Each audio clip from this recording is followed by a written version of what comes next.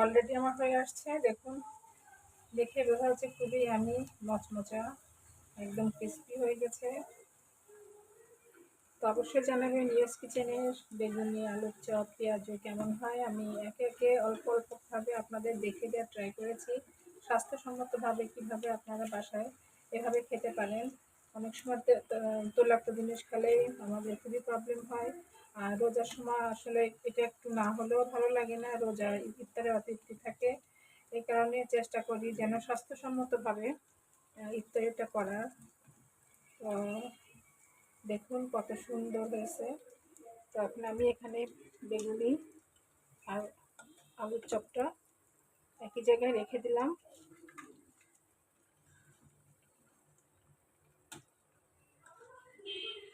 তো যাই হোক,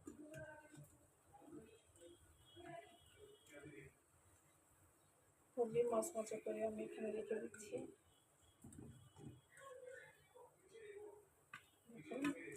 খুবই আমি হয়েছে না?